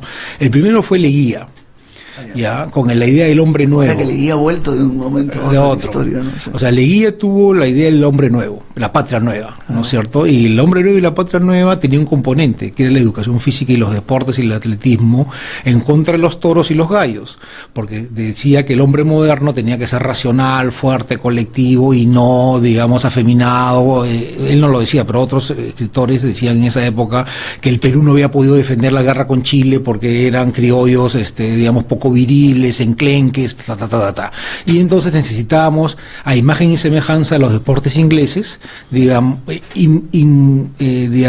desarrollar la educación física. Leguía dio una de las primeras leyes donde introdujo la educación física en los colegios, importó entrenadores. Entonces la idea era que la educación física y los deportes eran un modificador de la raza, digamos, en ese contexto, ¿no? El segundo fue Velasco. Velasco, digamos, se encontró con la clasificación a México 70, pero importó Cuba Deportes y el deporte amateur y la integración, digamos, de las distintas actividades deportivas digamos, a las ligas principales. La Copa Perú viene años antes, pero tiene un gran impulso y los campeonatos se vuelven descentralizados. El campeonato descentralizado, ¿para qué? Para que haya clubes de provincia, ¿no? Y ahí, bueno, hay todo un problema, etcétera, etcétera. Entonces sí tenía un proyecto de usar el deporte para consolidar el nacionalismo que a su vez apoyara las reformas estructurales. Y hay una serie de documentos sobre esto, ¿no? Yo diría que también hay un de otra índole, Fujimori.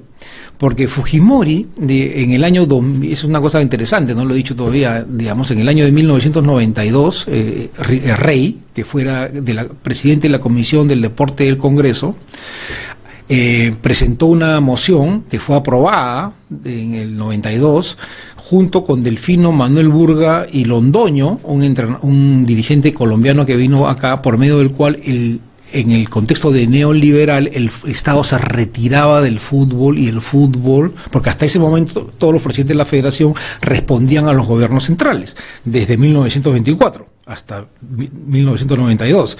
En ese momento, el Perú se retira, así como se retira el Estado de muchas otras actividades, se retira la administración del fútbol y lo deja en manos de los dirigentes, digamos, por ley.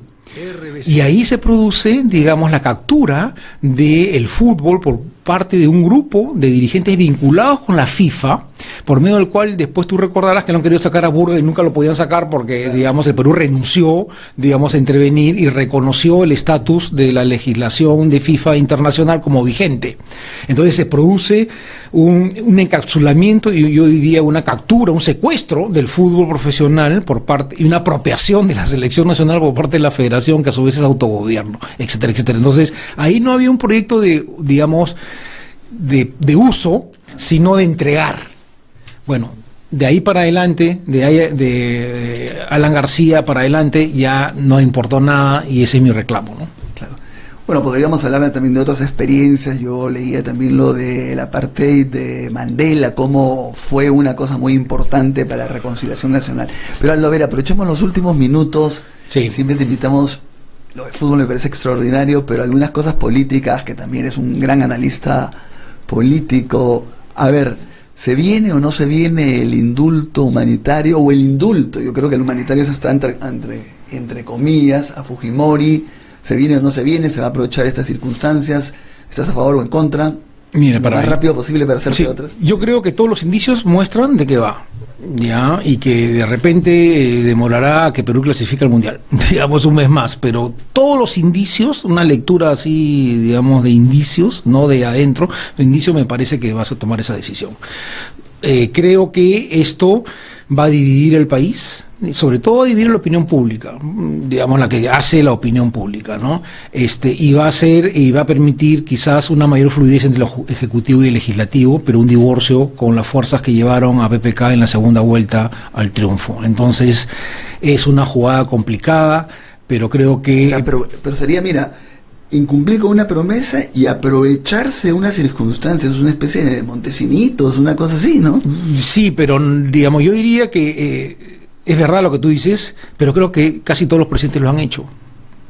Creo que más bien sería un acriollamiento del gringo PPK. O sea, que ojalá fuera eso para gobernar. Y lo otro que te quería preguntar es, ¿debe ir él a Palacio de Gobierno para lo de la Comisión Lavallato? ¿Quién debe ir? PPK. PPK. No, me parece que está haciendo uso de su fuero, sobre todo porque, ¿sabes qué? Ha habido, el nivel del Congreso es tan bajo, y los maltratos, hemos visto a todos los ministros, a Pablo de la Flor, a algunos ministros, ¿no? Y entonces yo creo que, mira, es un recurso constitucional y está bien. Bueno, Aldo, muchísimas gracias por haber venido. Ha sido siempre un placer conversar contigo, esta vez sobre fútbol y política. Ya te convocaremos también para otros temas. Muchísimas gracias. Muchas gracias, Ernesto. Suerte. Gracias, compadre. Soy Carolina Ollague, hermana de Dora Ollague, estudiante de la Universidad Nacional Enrique Guzmán y Valle, La Cantuta.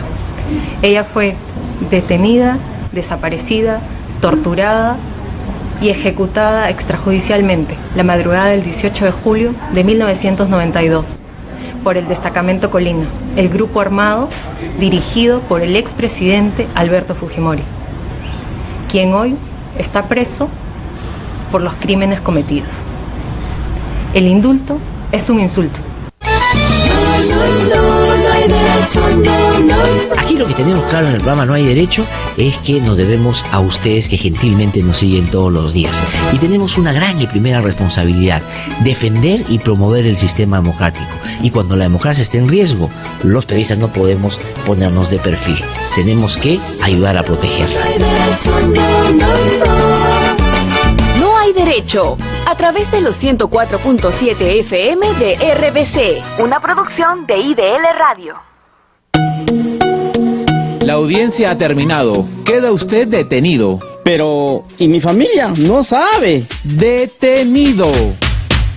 El Registro Nacional de Detenidos y Sentenciados trabaja de la mano con la policía, fiscalía, poder judicial y los penales, proporcionándote una rápida información sobre tu familiar detenido y privado de su libertad en todo el país. Ayudando a garantizar tus derechos fundamentales y los de tu familiar detenido. Ubícanos en las oficinas de las fiscalías a nivel nacional. Que alguien me diga si ha visto a mi esposo, preguntaba la doña. Registro Nacional de Detenidos y Sentenciados. Información para defender mejor tus derechos. Que no te cuenten cuentos, el Diario 1 te cuenta la verdad. Compra el Diario 1, el diario oficial de la realidad peruana. RBC 104.7, la otra forma de vivir.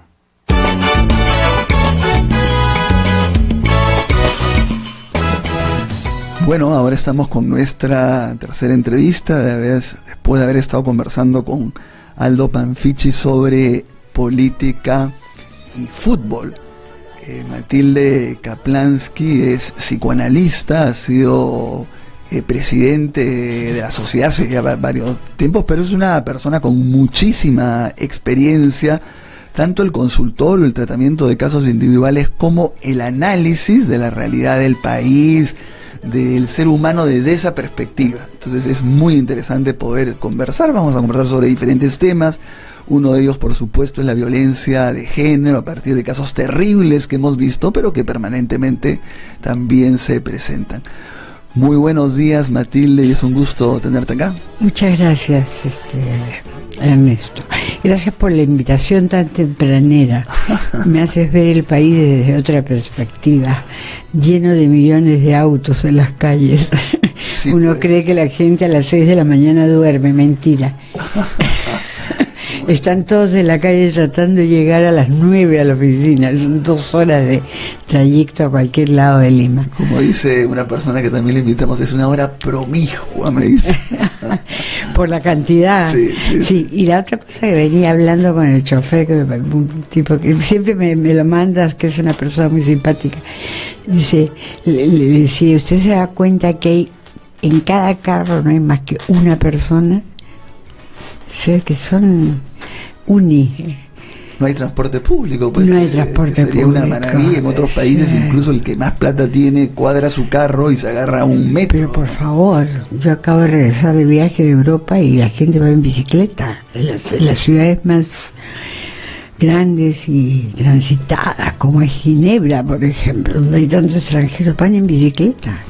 A ver, Matilde, no pensaba preguntarte sobre eso, pero tú me decías antes de conversar, no me voy a quedar en eso, pero eras más bien un poco, ¿no?, más o menos bastante crítica de lo que está ocurriendo en términos de estado anímico colectivo frente al fútbol. A ver, una pincelada sobre esta idea. Mira, la pincelada está en el diario de hoy, no sé en cuál, que te eché un vistazo rápido antes de venir. Hay un cartel sobre uno de los puentes del Zanjón, de la Vía Expresa, donde dice: goles sí, golpes no.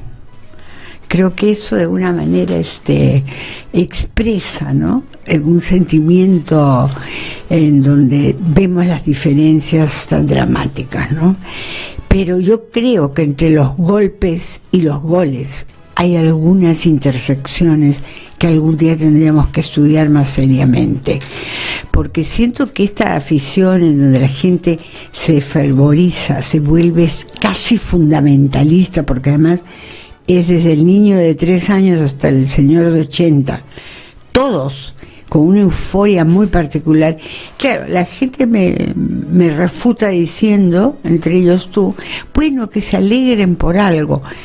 A mí me da pena. Que nos alegremos.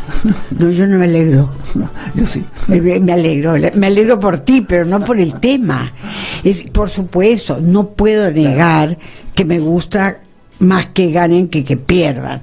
Tampoco puedo negar que también hay un cierto placer y agrado que la gente esté más contenta que triste. Eso no lo puedo negar. Pero lo que me da pena es que se puedan alegrar por eso. Eso sí me parece más bien una especie de expresión de algo más primitivo.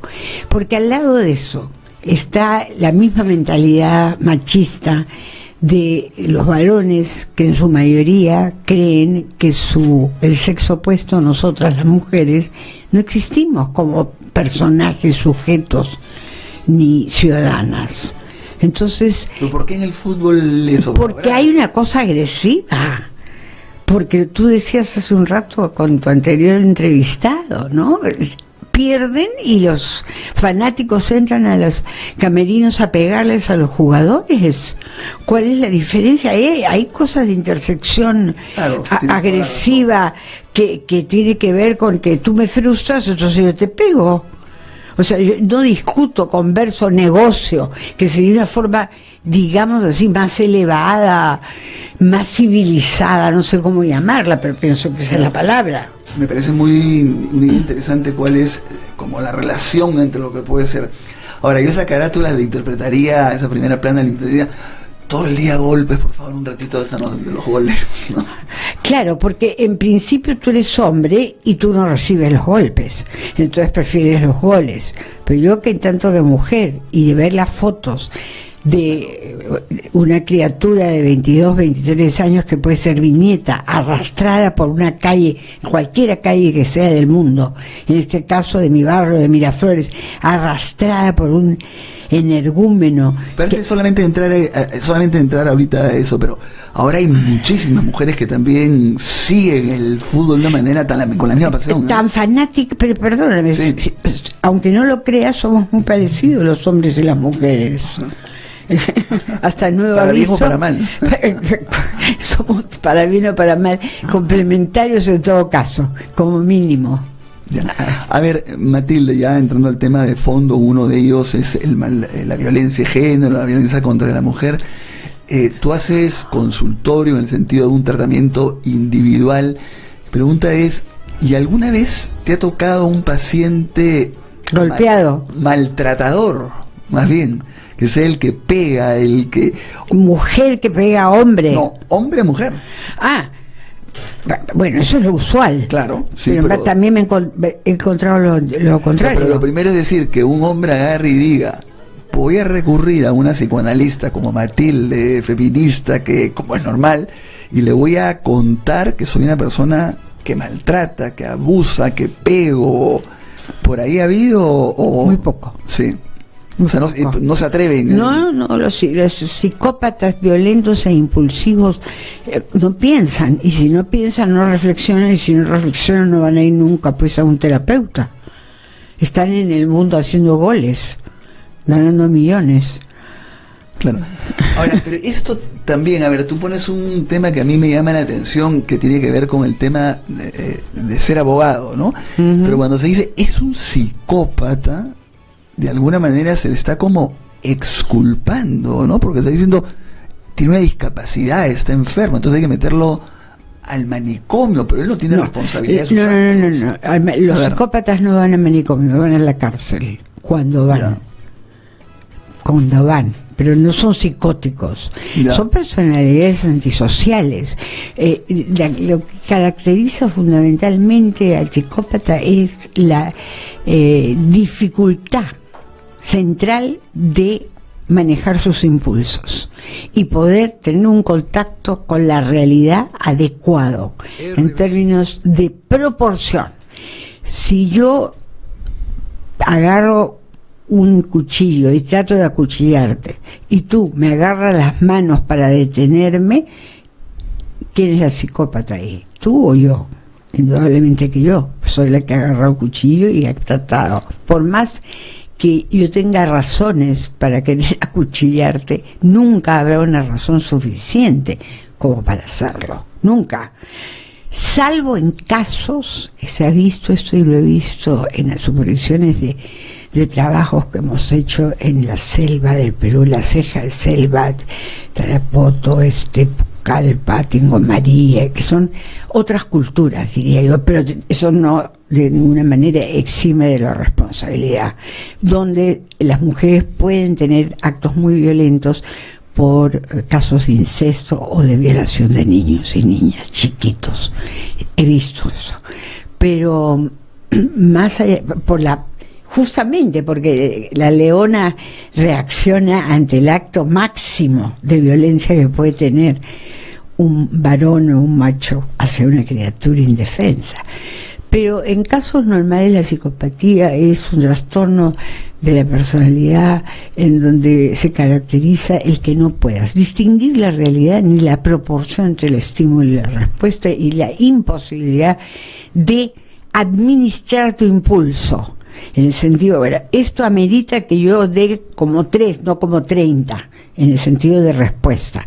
Y eso es lo grave, porque entonces no estamos en algo que pensamos o soñamos con tener, que es un mundo bien poco civilizado, pero un mundo.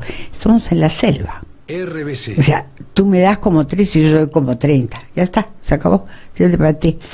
No es así, pues. Ahora, estos últimos casos, que evidentemente tienen elementos comunes con otros, pero nos ha permitido, de repente, como han sido tan seguidos, a mí me ha sorprendido primero el nivel de violencia brutal. En segundo lugar, que no hayan tenido ningún problema de hacerlo público, porque evidentemente la persona sabe que está siendo filmado, que la gente lo está mirando. A ver, ahora me contestas. En tercer lugar, ni siquiera como que hacer un intento de arrepentimiento, de finta, disculpen, esto no va a volver a ocurrir, nada, ¿no? Sino este personaje que sale diciendo me voy a misa, ¿no? Una cosa increíble. Bueno, ya no voy a hablar del cinismo de los abogados, que es una cosa impresionante. Y de mal gusto. Sí. Aparte de errada, de mal gusto. Se puede quizás decir, es decir, entiendo que un abogado defensor tiene que mirar por su causa. Entiendo hasta un cierto punto, pero no puede haber una distorsión como la que tenía este señor, ¿no? Y usa además un argumento machista porque dice, en realidad no la estaba agrediendo, así y la quería proteger. Así es. No, pero no vaya a ser, y ese es el punto en cuestión, que él lo sienta así, porque hay una modificación de la realidad ahí. ¿No es cierto? Es decir, la chica salió corriendo porque la estaba amenazando con un cuchillo. ¿De qué la quería proteger? Es decir, ya de por sí no alcanza el argumento. Esto es más grave, creo, Ernesto. Esto lo ha hecho otra tercera persona vecina de la chica, anónima. No han sido ellos. Es verdad que la chica, la agredida, ya lo había acusado un par de veces, pero también es verdad que hace años, 6 años más o menos, entiendo que viven juntos, y que esto era un modus vivendi, al punto que la familia de la chica casi no ha intervenido. La que ha intervenido ha sido, muy bien por cierto, y la felicito por eso, la hermana del tipo que sí ha salido a decir que es un violento, etcétera, etcétera. Debe haber ella también sufrido a su vez dentro de la casa familiar más de una vez un atentado de golpeo, de maltrato. Entonces esto era un modus vivendi de esa pareja, y esa pareja es en alguna medida, y tengo mucha pena en decirlo, una especie de prototipo. Es decir, las mujeres aguantan cosas insólitas, al punto que la estadística dice que van las mujeres, denuncian y al día siguiente regresan y retiran la denuncia. Pero ya sé que te lo han preguntado varias veces, pero ¿por qué? ¿Por qué no inmediatamente agarran y dicen, si lo hizo una vez, como se dice, jamás voy a la comisaría? ¿Por qué se puede resistir tanto una mujer a este maltrato? La enfermedad existe, la dependencia existe, la sensibilidad de que se es frágil, vulnerable e incapaz de poder salir sola adelante existe en el género femenino. Entonces, eso es el peor pecado que puede una mujer, estar sola, abandonada, golpeada, maltratada. O sea, estar dentro de la casa, que te golpeen, te falten el respeto, no te quieran, etcétera, pero dentro de la casa y siendo la compañera, amante, novia, esposa, lo que fuera, da no sé qué garantía para la mentalidad de las mujeres y se quedan ahí siendo muchas de ellas maltratadas y golpeadas. La cantidad de maltrato, porque no solamente es maltrato golpe, es maltrato psicológico, ¿no? Del tipo de mujer que llega, que dice cosas insólitas de la vida diaria, que es como dejan el baño mojado, las toallas tiradas, cosas de la vida cotidiana, hasta me ha cancelado la tarjeta, y hablando de ciertas clases sociales. O no me da, o no, la cantidad de mujeres que tú encuentras en las construcciones los días sábados esperando que les paguen a los maridos obreros para poder recabar un poco de dinero para la comida de sus hijos. Eso lo vemos todas las semanas. Entonces, yo no puedo de ninguna manera postular que eso es genético, biológico, psicológico, sí. Pero yo sí creo que es un problema cultural que se apoya sobre una base biológica que hace que las mujeres, como primer mandato, tengamos en la sangre o en el ADN la creencia que hemos venido al mundo a reproducirnos y que por lo tanto lo que necesitamos primero es un macho que nos embarace para poder cumplir con el primer mandato biológico, que es tener hijos. Pudiese ir por esa línea, pero también creo que la sociedad entera es violenta, la sociedad entera es poco civilizada, diría yo. Estamos todavía en grados de muy civilizados, muy primitivos, en donde lo que prima no es la palabra, el acto de reflexionar, discutir, negociar, es el golpe, la piedra y el hacha, y que en esos términos los que tienen más fuerza tienen las de ganar. Y de parte del hombre, claro, a uno le parece tan inimaginable que a la persona que vive contigo, que quieres, ¿no?, le puedas hacer eso, pero sucede tanto, y después vamos a hablar en todos los sectores sociales que tú dices, ¿cómo no tiene pena, no tiene culpa, no tiene vergüenza, no tiene consideración? El varón. Sí. Por una razón, porque ustedes los hombres no ven a las mujeres como ciudadanas, ni la ven como pares, somos cosas que usan, cosas que agarran, cosas que se descartan, no se toman cuando se necesitan. No somos personas, no tenemos un perfil humano. Bueno, pues se ha avanzado mucho en eso y no todo, ¿no? No, pero sí se ha avanzado como en eso, decía, ¿no? Mi mamá, no se habla de los presentes. Claro. Pero en general hay una tendencia generalizada a Sí. creer que las mujeres, por ser mujeres, somos menos. Y lo que es más interesante y más dramático es que en general deberíamos poder convocar también sentimientos, por ejemplo, de solidaridad, claro, o de cuidado, o de ternura, o de, qué sé yo, de un poco de protección. Es al revés. Hay desprecio, hay negación. Yo creo que eso también está muy enredado, muy complicado, con referencias también religiosas, etcétera, y donde también creo que el elemento sexual juega. en el sentido de la posibilidad de no solo de la reproducción, sino de la relación sexual, hace que los hombres puedan ejercer una forma de activismo y o violencia y o que puede ser hasta cierto punto erótica y que sirve para el coito, porque el coito es una situación vital y tiene que tener un cierto grado de fuerza. De ahí al paso de la violencia es muy chiquito. Entonces creo que hay una suerte de campo confuso en donde se mueven todas estas situaciones, ¿no? Claro. Ahora, este caso de la mujer de Osma, claro, mucha gente ha dicho, se ha levantado y ha ido hasta la viceministra, la ministra, porque es un caso finalmente entre gente de clase alta, pitucos y no.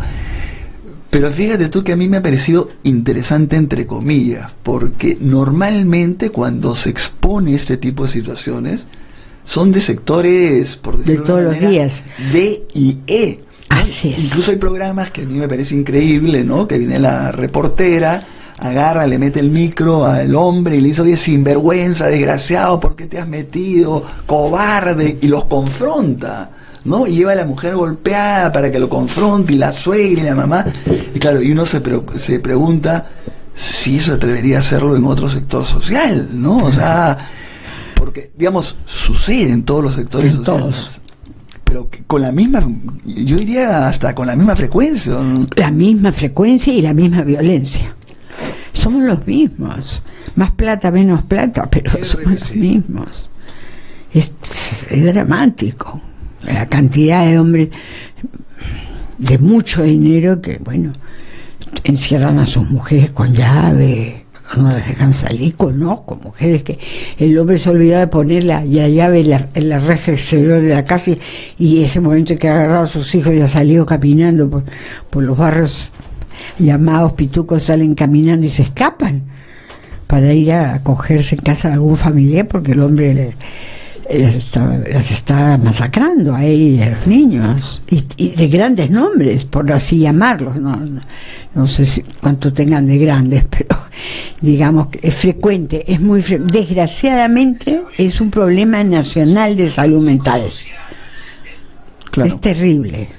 Ahora, a mí a veces me parece, por un lado, un gran avance que se estén sacando permanentemente casos. Incluso leía, no me acuerdo en qué país, que se había hecho un pacto con los medios de comunicación que todos los días España se iba a sacar. España, te leía a ti un artículo o una nota en tu muro de Facebook. No creo que te la leí a ti. Y es así. Tú ves son 2-3 líneas porque es una mujer asesinada cada día. Claro. Los feminicidios son diarios. Es que se dice rápido, pero si uno piensa en su propia madre, en uno mismo, en su hija, en su nieta, en su hermana, es decir, que la asesinen o la maten, no es tan fácil, ¿no? No es tan así tan deportivo el asunto. Pero mi pregunta era, ¿no hay un poco el temor que justamente vea uno tanto estos casos como que le parezca normal y aparte parte del paisaje, ¿no? Está normalizado al punto que cuántas veces me acuerdo, mi nieta tenía 6-7 años, ahora tiene 24, la golpeó un chico esa anécdota creo que te la he contado, la golpeó un chico sin querer golpearla a ella, sino a un compañerito que estaba en la ómnibus que la llevaba y le torció la nariz y casi le saca un ojo. Y entonces al día siguiente fue al colegio a donde su tutor, que dicho sea de paso, ese sujeto tutor era psicólogo, entonces tenía 7 años. Y entonces le dijo, me ha pasado esto. Y el tutor le contestó la siguiente frase, ¿qué habrás hecho tú? Claro. Esta niña se dio media vuelta, se fue a la dirección, porque era un colegio alternativo, etcétera, se fue al director y le dijo, mi tutor así me ha contestado esto, quiero que me lo cambien. Y le cambiaron de tutor. Y me dio también una larga carta que yo le escribí, que ahí la tengo entre mis archivos, de incendios contra ese tipo, ¿no? Porque me pareció el colmo. Pero mi nieta, a los 4 días, estaba en una academia de Aikido. Y cuando yo le pregunté, hijita, ¿y por qué te has ido de Aikido? Me dijo, porque a mí nunca más me van a golpear sin que yo me pueda defender. Yo desde ese momento viví en paz, porque sentí que esta criatura ya podía estar en este mundo salvaje, defendiéndose. Es parte, no va a resolver todo, pero sí es parte de la... No resolver, defenderse todavía, claro, pero es que es lo mínimo, ¿no? Ahora, a veces la realidad es tan evidente, porque a mí también me sorprendió hace poco ver a un hombre pegándole en la calle puñetes a la mujer, y cuando todo el mundo le decía, suelta, decía... Es mi esposa, oiga, es mi esposa, como diciéndole, ¿no? Tengo todo el derecho. Tengo todo el derecho. ¿No? Me parece impresionante. Ahora... claro, pero eso también implica, Ernesto, ¿cuál es el criterio de propiedad que se tiene? Mi esposa es lo mismo que si mi vaca, mi cordero, mi chancho, mi cuy, y por lo tanto yo lo degüello. Porque ahí está implícita un sentimiento de propiedad absoluta. ¿No es cierto? Claro. Va implícito. ¿Cómo es tu esposa o es tu vaca? No, bueno, espérate, vamos por partes. No hay propiedad privada en ese nivel. ¿Al nivel de ley es así? No. La vaca puede ser, pero la esposa no es propiedad privada. ¿O sí? ¿Te acuerdas? Por supuesto, no. Claro, no. Tienes razón, qué interesante. Ahora, tú habías comenzado hablando que tenías algún tipo de paciente maltratador mujer, ¿no? Sí. Sí, mujeres que les pegan a los varones. Sí. Por ahí rompe un poco todo lo de que siento que es mi propiedad, el paternalismo. Sí, claro, no se juega de manera...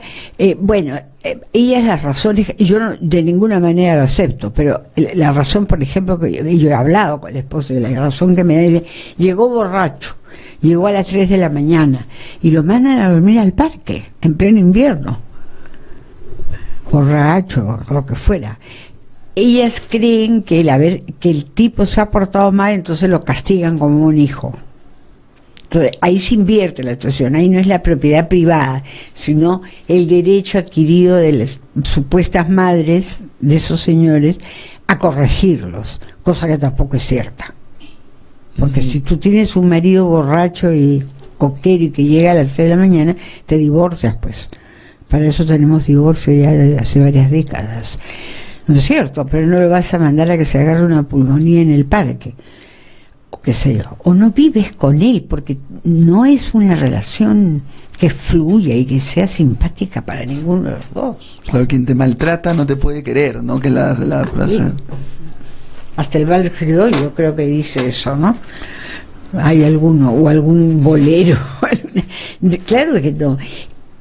Es decir, el querer supone un grado de ternura y de cuidado, naturalmente. Ahora, porque ya tenemos que terminar, es obvio que hay que sancionar, meter a la cárcel los casos que se ven y todo, pero si tú tendrías como que apostar a reforzar un aspecto de la mentalidad, de la cultura, en los colegios, en las universidades, en la familia, en las cosas cotidianas, ¿Cuál escogerías, no? 2.